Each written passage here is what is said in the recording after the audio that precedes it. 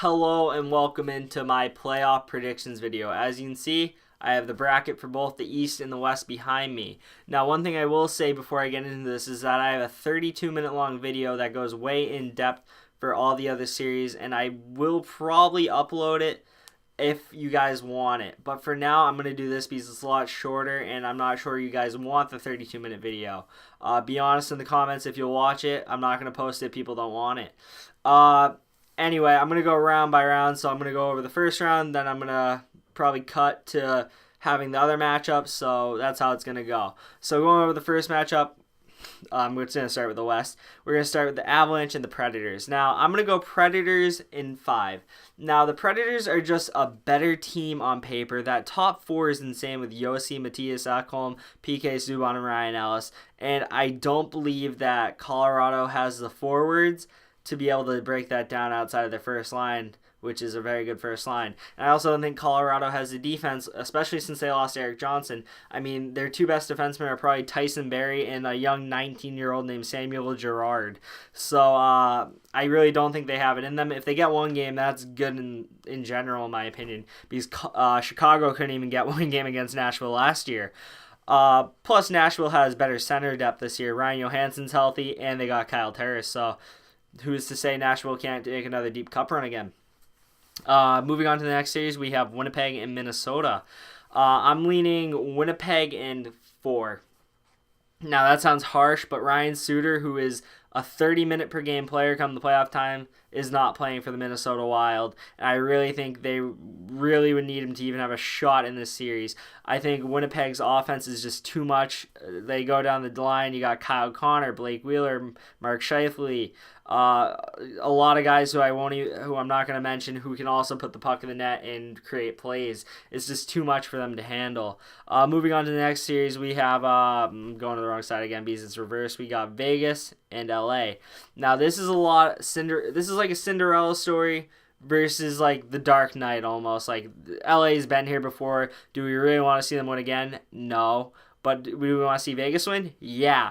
But I really think the Kings are going to play spoiler here and end the Cinderella in round 1. I just don't think they will play the right brand of playoff hockey against an experienced Kings team. So I'm going to go Kings in 7. I think the Vegas Golden Knights will push them to 7 because they have home ice, but I think they will lose on home ice in Game 7 to the Kings. Now moving to the Battle of California, right next to my left shoulder. Might look like right to you. Ducks and Sharks. Now, this is going to be another physical series, kind of like the thing on my other shoulder, the other Battle of Pennsylvania and the Battle of California here on my shoulders. The Ducks and Sharks is a hard one to call for me because I really think the Ducks on paper are a better team. But I really like how San Jose is set up with their power play and penalty kill. I really like Vlasic, I really like Burns, I really like Couture, I really like Pavelski, and I really like Martin Jones. John Gibson hasn't proved it in the playoffs yet. Martin Jones has.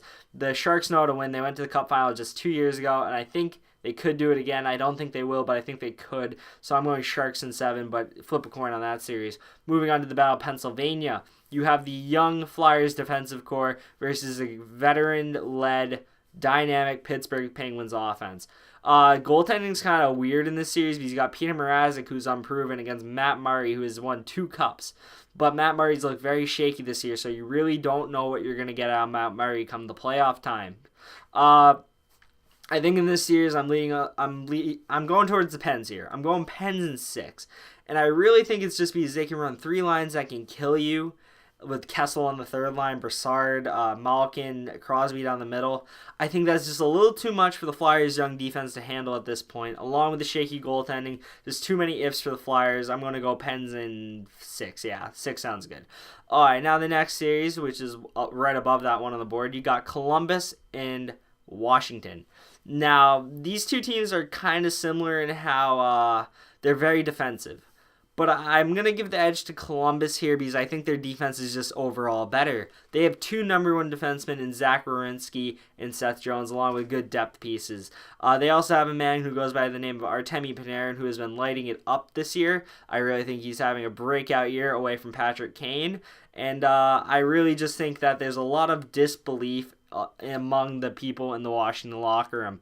And for that reason alone, I just think that Columbus is younger and I think they're ready to take that next step forward. The next series, which is my beloved Boston Bruins against the hated Toronto Maple Leafs. Now, this series is tough to call because the Bruins haven't looked good down the stretch. They're kind of injured, but I really think with the 3 days rest, you're going to get the legs rejuvenated, and some of those injuries will heal. Riley Nash only has stitches in the head. I think he can skate and put on a helmet today, so 3 days from now, that cut's got to be a lot better. Rick Nash and Sean Corrali are supposed to be back as well. McAvoy and Char get the rest that they also need because they've looked tired as well.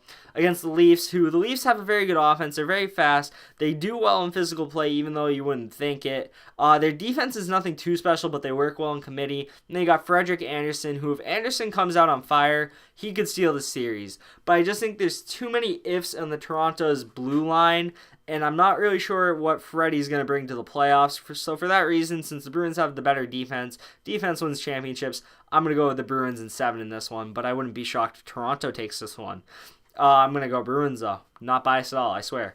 Tampa and New Jersey. Now, this is one that this is like a trap series, because I could really see New Jersey winning this series. I don't think they will, but it wouldn't shock me. It's just one of those ones where New Jersey has been on fire lately. They're a very fast and physical team, and I'm not sure Tampa will be able to compete with their physicality. Now, if Ryan McDonough and Victor Hedman come out there and shut it down, then it's not really going to matter, and you can say Tampa in 5. But because I think New Jersey's playing with that edge at the moment, they're playing very physical hockey, they're playing playoff hockey, they're ready to go. I think they win game 1, but I think they lose in 7. So I'm going to go Tampa in 7. So I'm going to reset the board now and go on to round 2. Okay, so these are the matchups for round 2. We'd have Tampa, Boston, Columbus, Pittsburgh, LA, San Jose, and Nashville, Winnipeg. 4 great series that would be very good to watch for hockey fans everywhere. Now, I'm going to start with the West, because I like to go West to East because, it just seems backwards to me. But, and also the Bruins, I want to get to them last. Save the best for last. My team will save them for last. Anyway, so let's go to the Battle of California again, down there, with the Kings and the Sharks. Now, this is a tough one to call as well. I'm really having an issue with calling the Pacific Division. Something about those teams. Also, I don't get to watch them as much because I'm on the East Coast. But I really think that the Kings are built better than the Sharks are. And I think that Jonathan Quick, Drew Doughty, Anze Kopitar, I think they're going to do it again. I don't think the Kings win the cup, but I think they got another deep playoff run in them. Kind of like the Ducks did last year, relying on Getzlaf and all that, and they went to the conference finals. I really think the Kings have one of those years. Plus, their depth hasn't been that bad with Tanner Pearson and Tyler Toffoli. But I really just think the depth defense for San Jose is going to be their downfall in this series. But I really think Martin Jones, Jonathan Quick, it would be a great matchup. But I'm just leaning Kings in 7. I just got a gut feeling on that one. I really don't know how to call this Pacific Division. I think you could have any of the 4 teams in there coming out into the conference finals and you wouldn't be wrong. Moving up to the northern part of the bracket, or more up on my wall, Nashville and Winnipeg. Now, this is a series that a lot of people will probably pick Nashville in, but I'm not. I think Winnipeg wins this one in 7. Now, you may ask me why. I think Winnipeg's depth scoring is just too much for a lot of teams in this playoffs. And if you think I think that's too much for Nashville, you must think I have Winnipeg going pretty far in the playoffs, and you're right. But another thing that gets kind of not looked at with Winnipeg is their defense. Jacob Trouba, Dustin Byfuglien, Tobias Enstrom, Josh Morrissey, Sherratt, they're just a very solid unit top to bottom. And Connor Hellebuck is having a career year. And if he can have a decent start to his playoffs and get better as things go on, Winnipeg can go far. I really think that they can take advantage of Nashville's depth scoring and kind of limit it. I really think Winnipeg's a good matchup here. I think it can go either way, but I'm leaning Winnipeg, and I'll go Winnipeg in 7. Now I'm going to move my head so you can see this side. Let's start with Columbus and Pittsburgh. Okay, this is a series I think we've gotten 2 of the last 3 years, and Pittsburgh has won both. And because of that, I feel like Columbus would have to have figured it out by now. It's one of those things it's like third time's the charm. Also, the fact that the Penguins have gone on 2 cup runs, they're probably tired at this point. They've just gone through probably a vicious series against the Flyers, and I just think Columbus is built this year to take them down, especially with the addition of Artemi Panarin. I feel like they finally got a good first line that can produce consistently, along with Foligno, who I think should be back for the playoffs, and Alexander Wenberg. They got some good pieces up front, but they're a defensive team, and I think they can finally get it done this year. I'm going Columbus in 7. Now we go up to Boston and Tampa. Now, a lot of people look at Tampa's roster and they see it's star-studded and they immediately go, Tampa, they're winning the Cup this year. I don't agree. I really think Tampa lacks some physicality. They're not a very manly team, as some people would say. I just think they can get pushed around, and I think the Bruins are the perfect team to push them around, along with the skill that the Bruins possess, because the Bruins are very skilled. Along with the extra physicality, I think they really are a bad matchup for Tampa, and I have the Bruins in 6. And I think Tampa would agree that that's not a very good matchup for them in any case. I think they much rather face the Leafs in the second round. But Bruins in 6, and I will update the board again and go with my conference finals predictions. Okay, as you can see, my Final Four is up there. I have the Kings versus the Winnipeg Jets and the Bruins versus the Columbus Blue Jackets.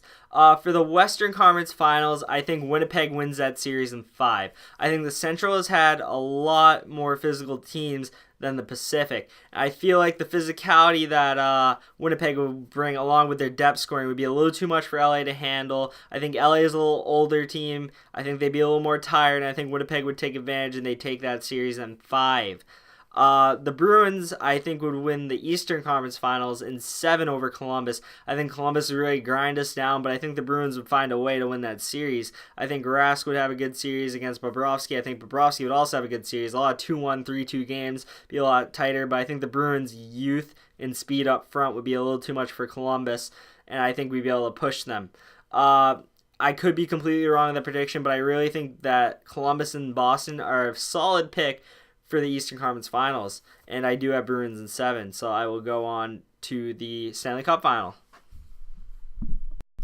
Okay, so this is my Cup Final, and I know not many people want to see Winnipeg and Boston. A lot of people would be cheering for Winnipeg because the Canadian team hasn't won since 1993. I'm sure the Canadian media would be very excited for that. And excited they should be. I think Winnipeg wins this series against the Bruins. I think just their depth on their forwards is just going to be too much for any team they match up against to handle. They just have so many people who can score against you, along with a solid top 6. And Connor Hellebuck, if he's in the zone, this team could really pull a LA Kings in I think it was 2012 when they were the 8th seed. Even though this team's not the 8th seed, a lot of people aren't expecting them to go past Nashville, but I think they could really shock people and go way further than that this year, because they can come at you in so many ways. I really think they could run through the bracket if things go their way. Now, I could be completely wrong and they get eliminated by Nashville, but if they get through Nashville, sky's the limit for this team. And I really think that it might be a bold prediction. I feel like any team winning the Cup is a bold prediction because you have a 1 in 16 shot and all the teams are good for the most part, which is why I don't feel bad about putting my team in the finals. But I think they lose to Winnipeg because Winnipeg's just stacked up front along with a good top 6 and goaltending. Now, the Bruins can win this series. They just need all their young players to age 3 years in progression.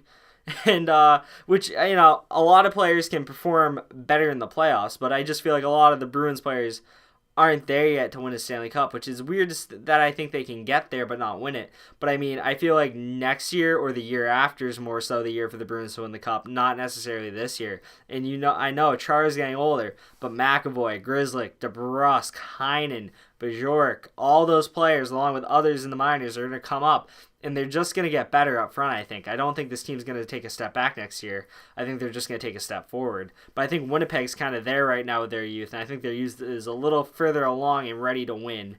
And for that reason, Winnipeg in 7. I hope you like my predictions. I'm going to be releasing a bracket challenge, and I'll probably put a link to that in one of my future videos. So you have that to look forward to. You have the series preview of the Leafs and Bruins that I'll be releasing, along with I can release the 32-minute video where I go into these selections a bit more if you want. If you don't want it, don't say anything. If I see comments saying you want it, I will post it. I've been your boy Patar the Bruins fan. I changed it from Patar98 to Patar the Bruins fan for more recognition. People see the Bruins, they'll know it's about the Bruins. And I'll see you next time.